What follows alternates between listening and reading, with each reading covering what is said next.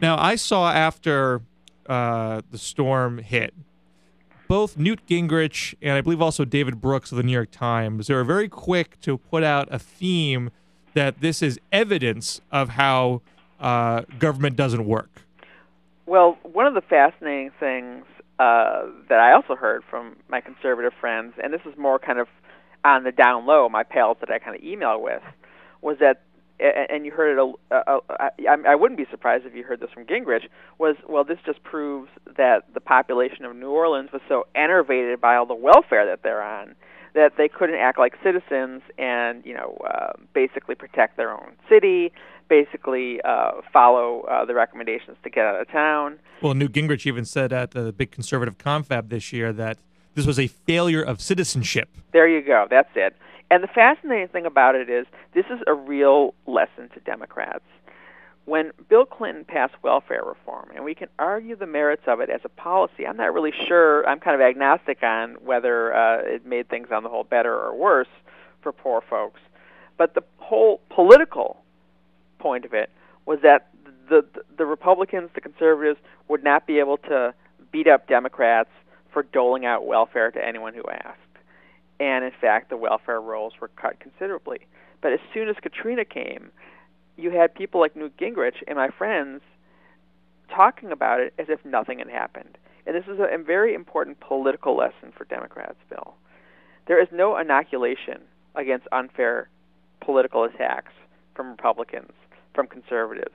They're going to call us weaklings on the war on terror, even if, we save the world from the most evil terrorist ever. These are just built into the conservative DNA. And this idea of kind of triangulating and negotiating with conservatives and pleading for them to be nice with us by meeting them halfway on these policy questions, it doesn't really work. It's a failed political strategy. And that's another lesson that comes from Katrina. And I also feel I've heard a lot of conservatives lately starting to complain that we're even bothering to try to rebuild New Orleans, that we should just let that city rot. It's below sea level. What's the point? Right. You shouldn't have a say there in the first place. Right. And that's kind of sad in that, I learn a lot from reading at least conservative philosophy in its best.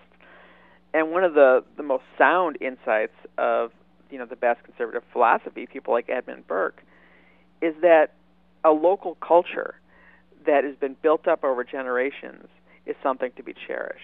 And what is more to be cherished than the most unique and culturally rich part of America?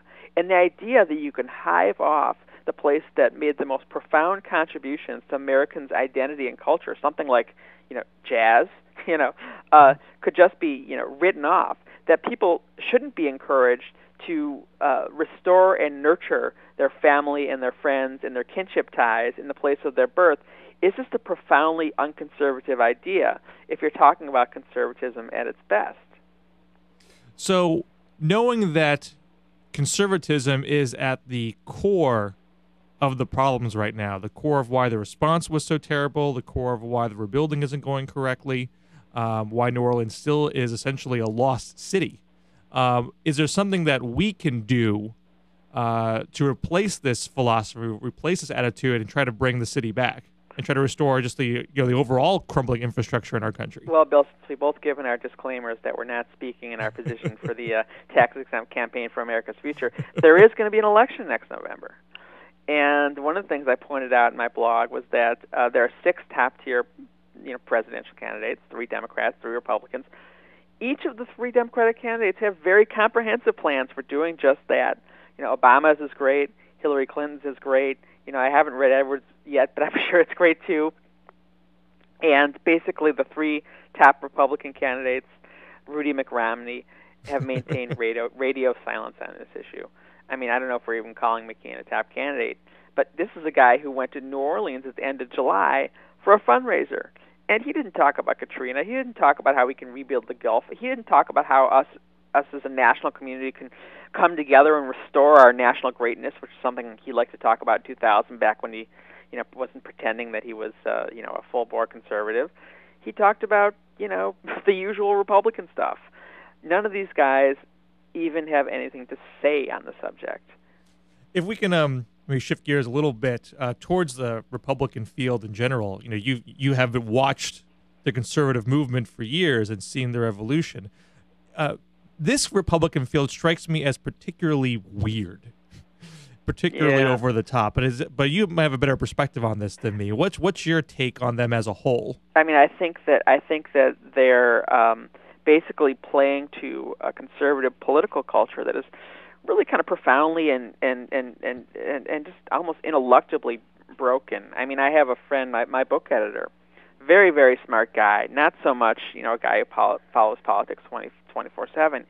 He's like, well, what's the Republicans' strategy for getting 51% of the votes in November of 2008? How are they going to put together a coalition? What's the plan? Because obviously they can't do it by ignoring health care, ignoring the problem of consumer debt, ignoring things like Katrina, ignoring getting out of Iraq. So what's the rabbit that they're going to pull out of their hat once the time comes? And I was forced to tell them, there is none. They are a captive of this damaged culture in which the things you have to say in order to be credible are so incredible that they can't possibly get elected.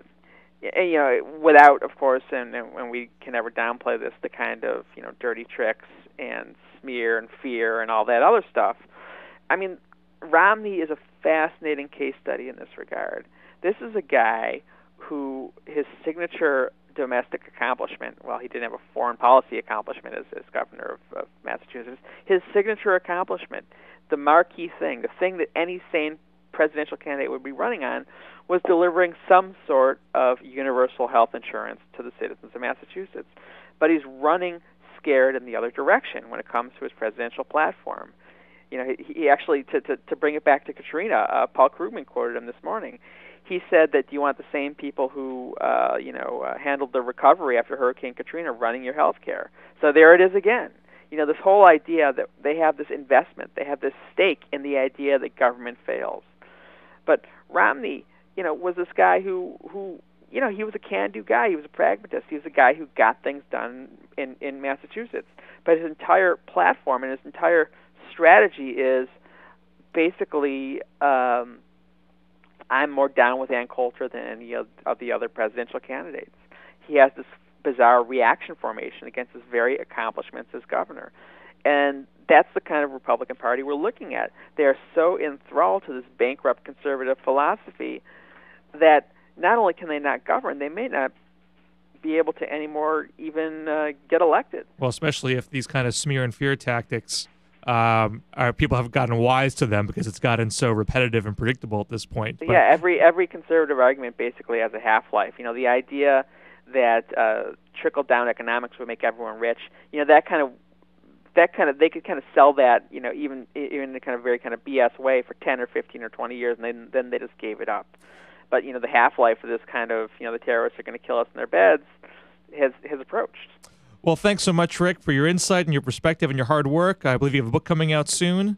It's going to be called Nixonland, coming out next year. Excellent. Thanks so much. Rick Perstein from Campaign for America's Future. This has been the Liberal Oasis radio show. I'm your host, Bill Scher. Next week, we'll be talking to Christy Hardin-Smith of the very prominent, influential blog Fire Dog Lake as Congress comes back in session and we return to how many more billions should Iraq get? That's next week on the Liberal Oasis radio show on WHMP News, Information, and the Arts.